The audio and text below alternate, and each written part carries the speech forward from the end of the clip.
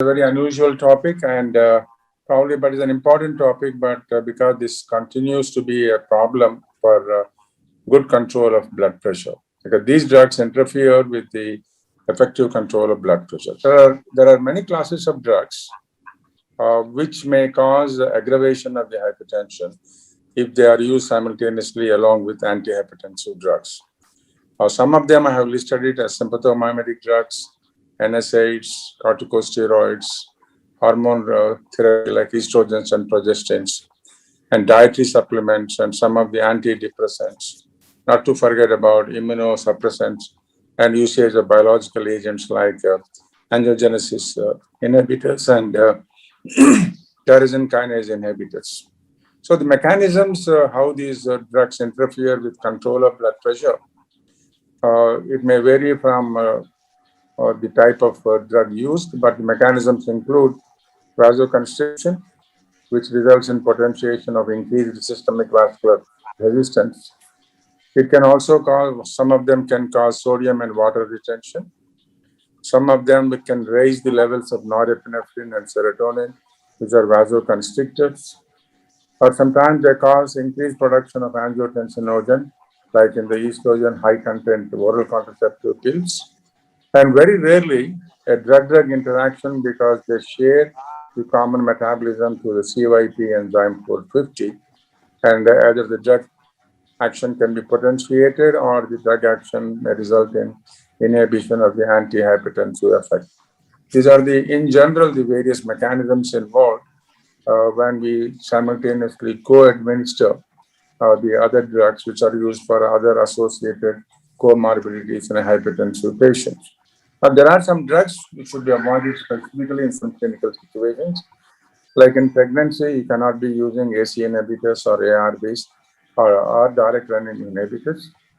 It is important to remember that pregnancy-induced hypertension, you should not be using diuretics for control of blood pressure, basically because the circulating blood volume is already contracted, and usage of diuretics in these patients with pregnancy-induced hypertension might make things much worse.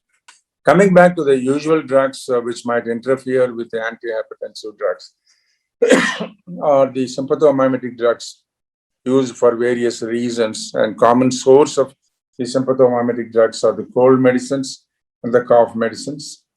They generally result in a very insignificant change, but it does happen in some patients, inappropriate rise in the systolic blood pressure and an inappropriate increase in the heart rate.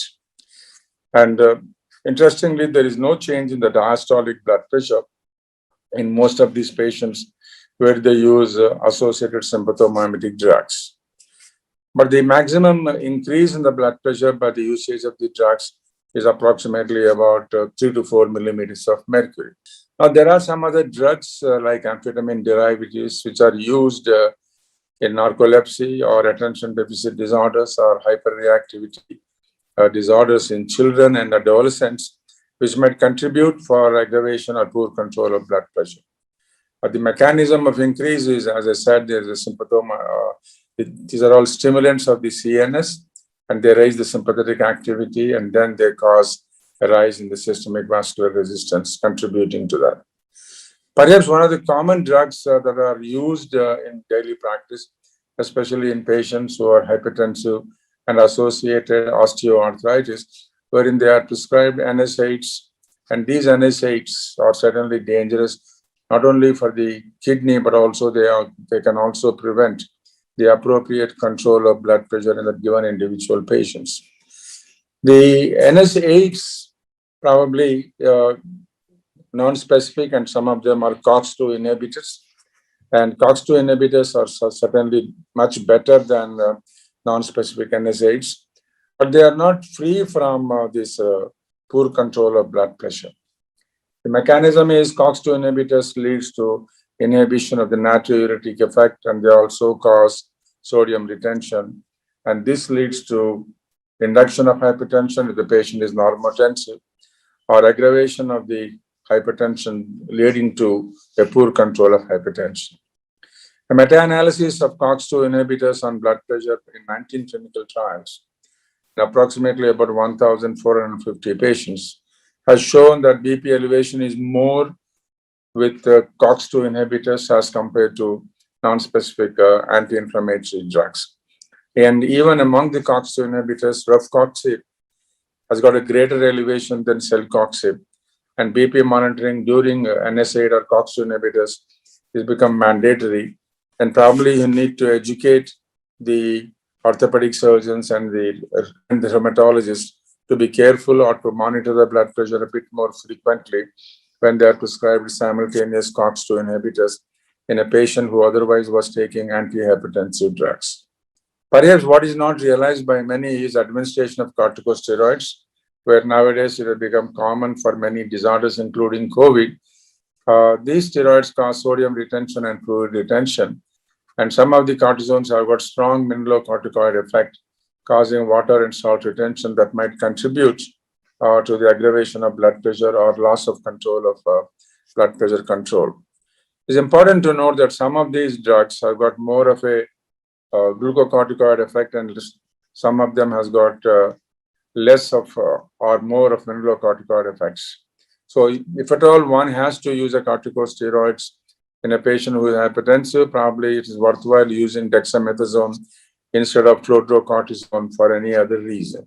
And the mechanism of aggravation of these things is, apart from volume expansion, some of these steroids also cause stimulation of the mineralocorticoid receptors that causes salt and water retention and thus increase in the blood pressure. Perhaps one of the common drugs used as a oral contraceptive pill and their rise in the blood pressure is not unknown to many. Approximately 5% of the women who take oral contraceptive pill with a high dose estrogen, which was the original product or the earlier preparations of the oral contraceptive pill. When the high dose of estrogen is used in the oral contraceptive pill, the systolic blood pressure can rise by almost 6 millimeters of mercury, and the diastolic blood pressure by approximately about 5 millimeters of mercury. And 5% of the women who take oral contraceptives develop new hypertension if the estrogen content of the oral contraceptive pill is high.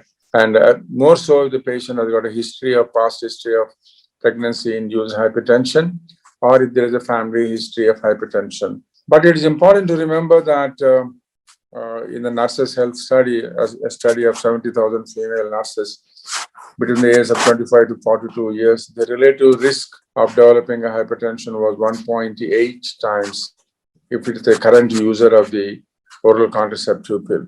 It is important to remember that hormone replacement therapy, including estrogen replacement therapy, does not cause any change in the blood pressure because the estrogen content there is much less. Compared to 50 micrograms in the original oral contraceptive pill, the estrogen content of this HRT is only about 10 micrograms, and along with progesterones. When you administer it, there is no change in the blood pressure. But then it is important to remember that one of the studies was women health study. Hormone replacement therapy is not a good drug in females because they are all prothrombotic. And at one time, we thought hormone administration to these postmenopausal women would lead to a healthier cardiovascular outcome. But the study has shown that it does not cause any benefit. On the contrary, it causes a lot of harm to these females in the postmenopausal period. The mechanism of increase in blood pressure by these things is mostly by estrogen, leading to increased synthesis of angiotensin by the liver. And this leads to increased production of angiotensin 2, which, as you are all aware, it causes severe vasoconstriction.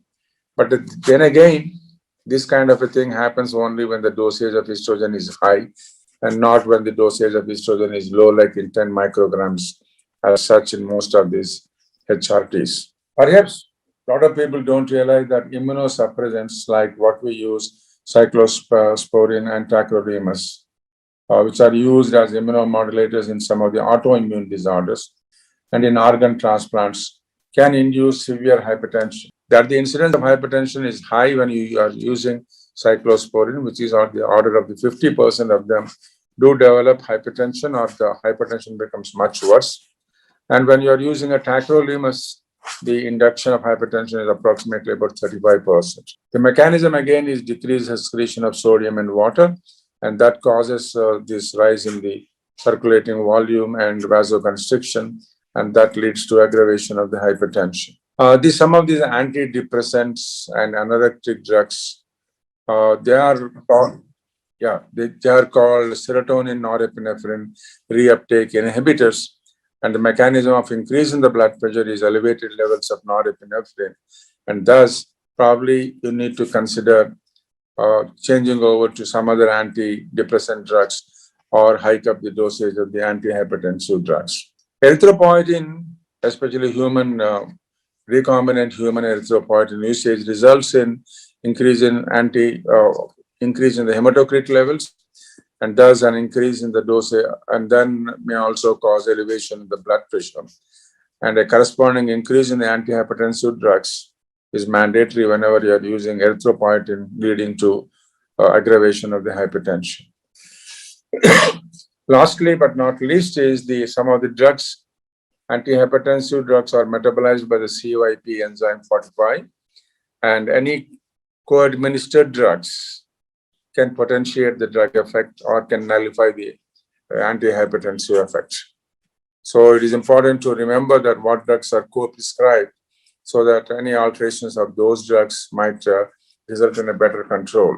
Some of the biological therapies what we are using now are angiogenesis inhibitors and tyrosine kinase inhibitors can lead to hypertension. Tyrosine kinase inhibitors classically are used in chronic myeloid leukemia, imatinib and dasatinib. They cause increased SVR, systemic vascular resistance, by salt and water retention. Some of these tyrosine kinase inhibitors and angiogenesis inhibitors can also cause endothelial dysfunction consequent to decreased production of the nitric oxide.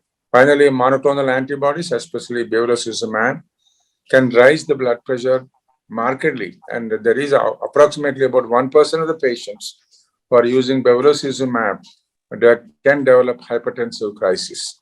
So a poor control of blood pressure, history demands that you take what are the co-administered drugs to that patient which might be contributing for poor control. And lastly, in our country, herbal supplements are not uncommon. They are prescribed by many general practitioners and physicians.